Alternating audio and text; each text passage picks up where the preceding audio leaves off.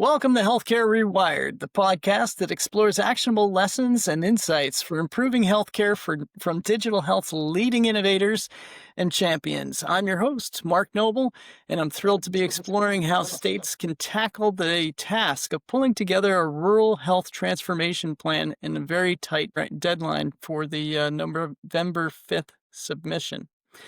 I'm here with Michelle Hager, managing partner at Blue Cirrus Consulting. Michelle has dedicated her efforts to the development of IT strategies for some of healthcare's biggest names. Michelle is active in both HIMSS and the American Telemedicine Association, where she was inducted into the College of Fellows in 2022 and has been named one of the top women in health IT to know by Becker's Hospital Review. Welcome to the program, Michelle. Thank you, Mark. It's always a pleasure. I appreciate being here. Absolutely. So just to kind of level set for our audience, this is the second part of a two-part series on rural health transformation. Our first with Dr. Chandra explored some of the challenges that rural health faces, and from a health systems perspective, what he'd like to see happen from a digital health perspective in context of the rural health transformation program. Yeah. The program itself, this is funding that came out of the legislation that was passed on July 5th, that allocates $50 billion to rural health transformation that is cut up into pieces, half of which is statutory and will be divided evenly amongst the states. The other half gets cut in half again, so that quarter of the funding ends up being allocated based upon the individual states' demographics with regard to rural populations and such. So think of that as needs-based. And then the other quarter is intended to be merit-based, that CMS will allocate based upon the quality of the plans that are submitted.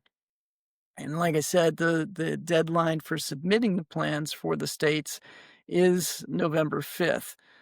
Which did not leave a whole lot of time. Typically, these processes, are a year or longer in coming up with these plans.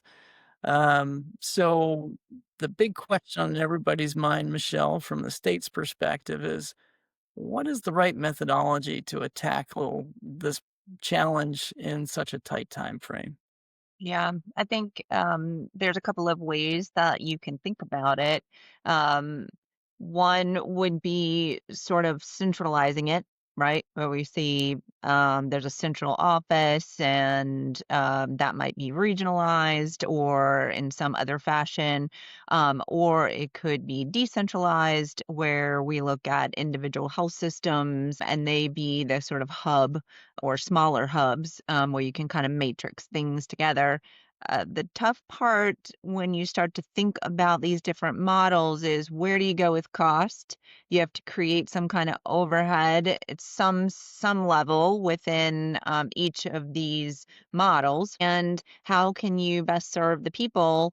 There's always pros and cons, right? If you are regionalized, let's say we're in the Southeast where I am, maybe we put this in Nashville, put a regionalized office in Nashville to kind of handle things, for example, or help distribute.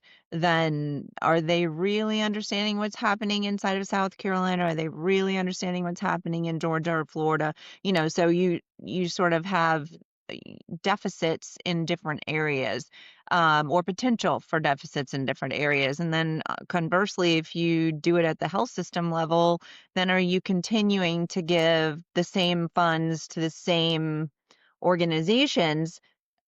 Perhaps they're doing a great job and they're local, which is great, and that's going to be a positive, right? They're right there, they understand what's happening. But do we continue to create overhead in each individual space, and does that increase the overall cost of the program, which of course is a big part of the model, is to put a cost model together as well. So you have to keep that in mind. I also think that if I'm in the shoes of the state folks trying to make these decisions, historically, the way they kind of look at these bids is, obviously very regimented, right? Did it meet the exact criteria that we defined? And even at a granular level, at the federal level, as often did we use all the right terminology and get the commas and the periods right inside of a proposal, which sometimes can be very frustrating for those of us that are responding to them and also receiving. Let's assume that that's kind of taken off the table, or we will put that to the side at least. I think that individual states, as they're making decisions, have to think about, how will they work together? How will this not only improve the financial stability of those rural health systems or rural clinical service providers? Because let's think about it as a whole. It's not necessarily just a health system, right? We get critical access hospitals, et cetera. And I think you've got to consider, are you still going to make a difference with not only the cost model, but one of the key points is around improving the health of the patients and improving the financial bottom line for physicians and clinicians that are providing care to those patients as well. So Yeah. lots of factors. So that's great context, Michelle. What we've seen and heard from the states is that they're getting great response to the RFIs that they're putting out, right? So many of them, I would say, easily 40 out of the 50 states put together some sort of formal RFI approach. And some of them are as simple as a web form that got filled out, and others looked for a more comprehensive proposal from different constituencies within the state and folks that provide services to the state. Uh, they're receiving on average between 120 and 150 responses to that RFI, which is a tremendous amount of data to try to process and prioritize and all that sort of thing. What kind of advice can you provide to somebody in one of these state offices that's just feeling overwhelmed with the response? Yeah. They do have statutorily required things they have to do, right, in terms of reading everything and all of that. I think when you're trying to absorb and manage a lot of data and a lot of good information, you really have to start with what is your criteria. This really is at the granular level, right? What is the criteria? And start to measure your criteria against the proposal.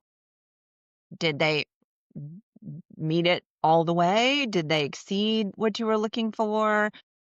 Is this not meeting it? And then also making some decisions around what is the most important criteria for you? Is it the most important that you put some kind of technology plan together that, and I'm just kind of looking back to the requirements that, are on my other screen here, but is it, the most important element that you prioritize data and technology around it and the innovation around that technology? Or is it the most important that we start to foster strategic partnerships? Is not the most, or how do you rank them, right? So when we look at any kind of big data program like this, we would look at where are the most important criteria, try to drive organizations towards identifying what their most important criteria are, and then how can they judge those criteria. A great example to me of where this really applied really well within a program that's relative to telehealth is the broadband infrastructure. So when we had in the infrastructure bill a few years back, broadband proliferation, not surprised that we're getting a great response on this one because we did on the broadband one. We've got, I think, offices in just about every state, and their monies were proliferated across those states based on criteria.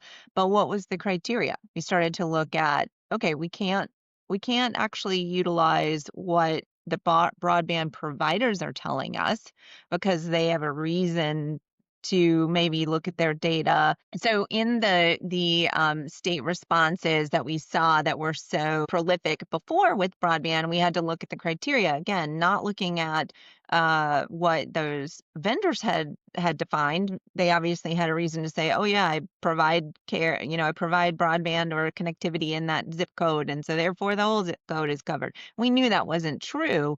So then we had to look at other data points, and now that's even getting finer and finer with AI. It's usage. Microsoft is, defining. So I think we can do the same with telehealth. We can look at the model that worked well there, where individual states said, you know what?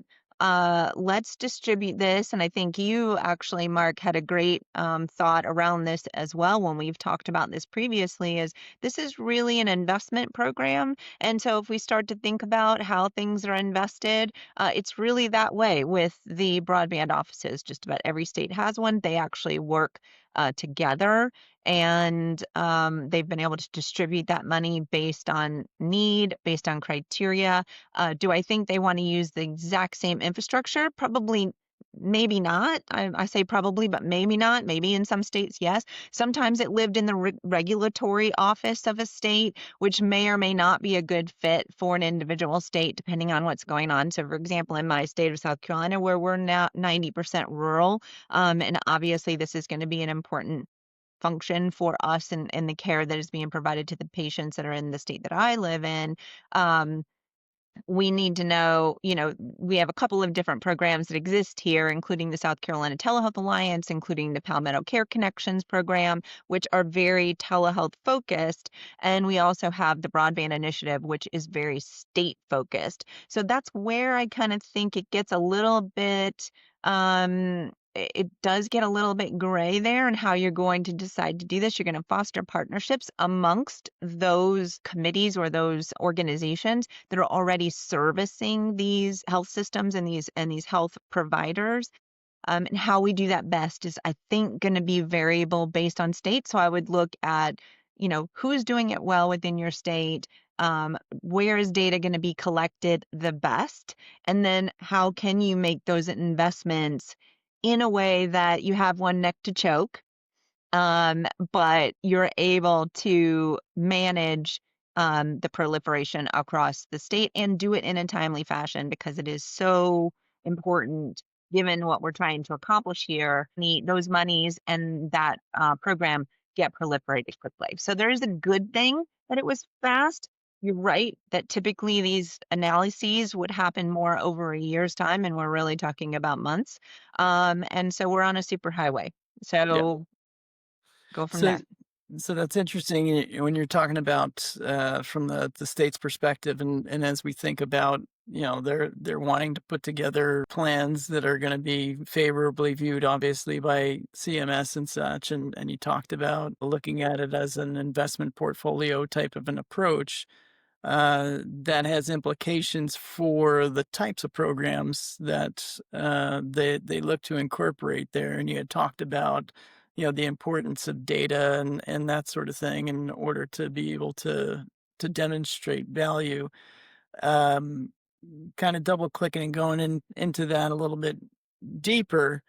Yeah. For states that, they've got all these different applications that they've got to sort through and such, does that imply perhaps having a methodology that involves bucketing those responses into different risk level stratifications or outcome level stratifications, that sort of thing, in order to arrive at that mix?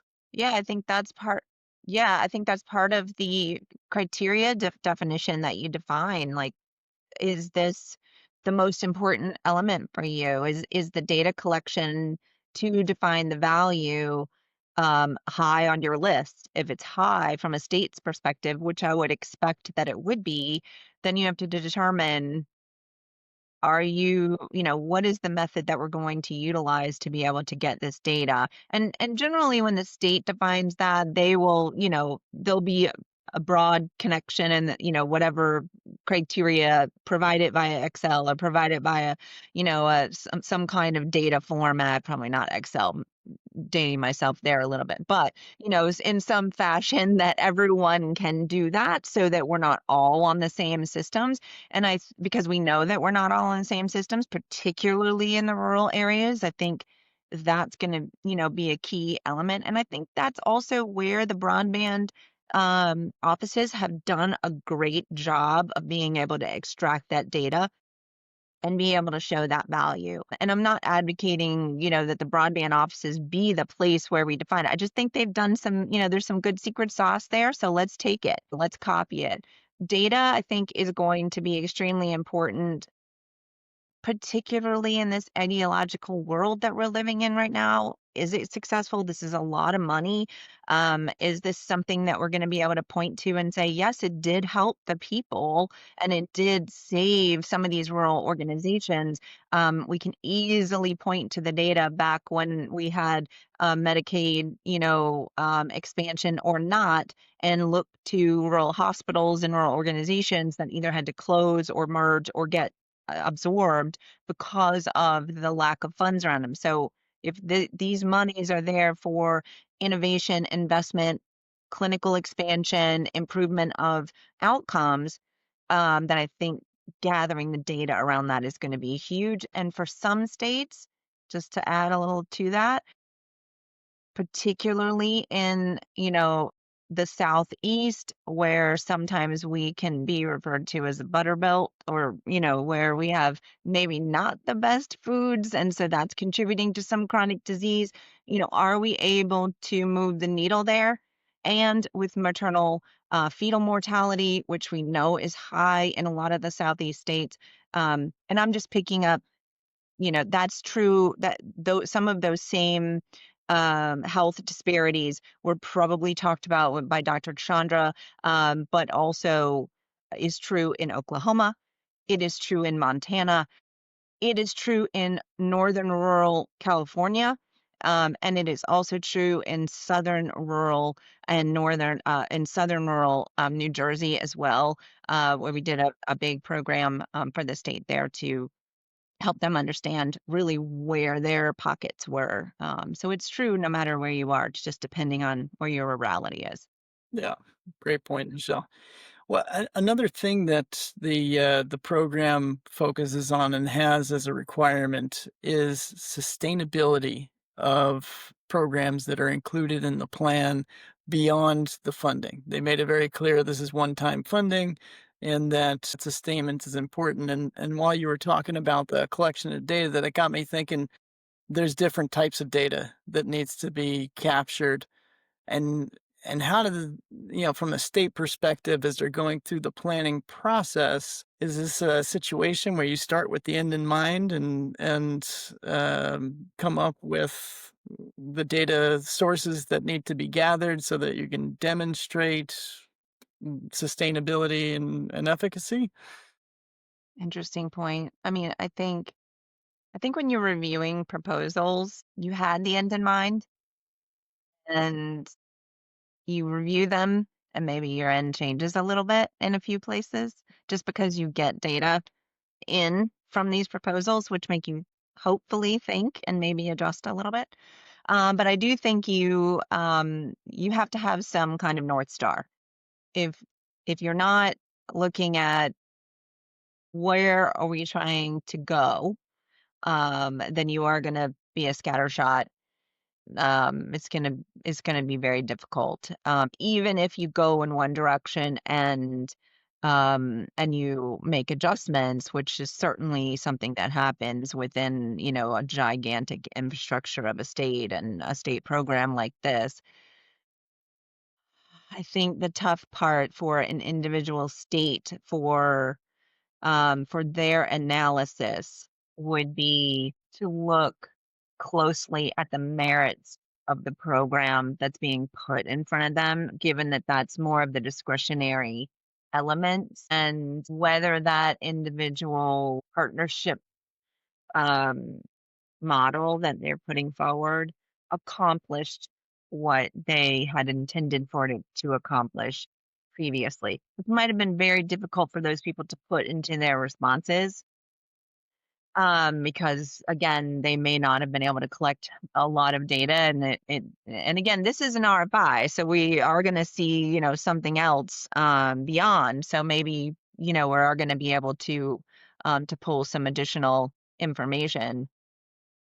Um, when you look at it from a state perspective, you already know the public health departments have a good handle on their individual state challenges, their individual clinical state challenges, right? They have cost models. They already know where the pockets of disparity is. They already know where there's an equity issue, for example. They already know where there's underserved populations. And so, given that, I would think they would want to measure against those criteria from a merit perspective. Are you going to reach those patients and those rural organizations? And then I think there's also, there's rural life, right? There's rural culture. And that's where I think there's a little bit of secret sauce there to determine, is this an organization that is trusted in the rural area? We often see the metropolitan urban area rural, friction. Is this already a trusted organization inside of in rural spaces? Right, right, gotcha. So, Michelle, as um, we think about what will make for a successful plan, are there certain tenets that every state should be thinking about in order to have success in this process and ensure they include in these plans? Yeah. I mean, some things are already required based on, the statutorily required elements. But I think you have to show a cost model. Everyone hates that. You have to show a data model. And you're going to have to show where and how you're going to make a difference. From a technology perspective, I think, and obviously in the context of the work that we do every single day, all of, the collective we, you and me, I think you need as a state, evaluate and leave open the ability for organizations to be able to utilize technology that they have and also utilize technology that can be very interoperable. We can always talk about interoperability as a challenge. We've been talking about that for a long time. We could have a whole other podcast on that one, Mark. Um, Indeed. and so that piece, I think, from a state perspective, make sure that you don't create such a restrictive model that doesn't allow for people to utilize a variety of pieces of technology. And we also, like everything, technology is changing every 12 months, 18 months, sometimes shorter now with the advent of artificial intelligence. And if we create a model that's too restrictive, then we're going to stifle some innovation. So let's allow for, for one of the goals that we're trying to do with interoperability. We need to remove information blocking. There's a ton of things that you could sort of, weave in there that I think would be important. So, in any case, from a technology perspective, from a cost model perspective, I think one of the hardest things for people to achieve is going to be the clinician expansion, which is going to mean they're going to have to create something that is outside of potentially their area. We don't have neurologists in every single rural space, for example, an easy example. So I think that one's going to be a tough one. But if I was a state, that's what I would be looking at. If I'm in that position, I'd be looking at how are we going to effectively spend that money? How are we going to make a difference with some of the health disparities that we already are aware of from a public health perspective?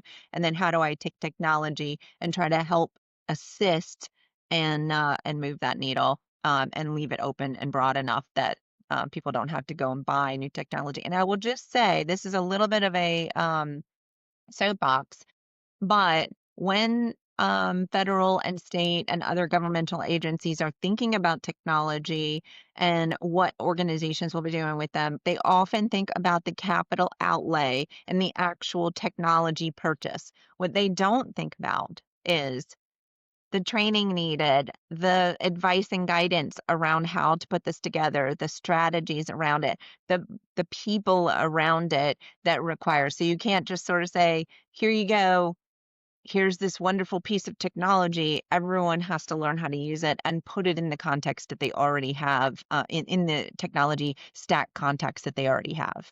Right. Yeah, that's a great point, Michelle. I'm glad you threw it out there.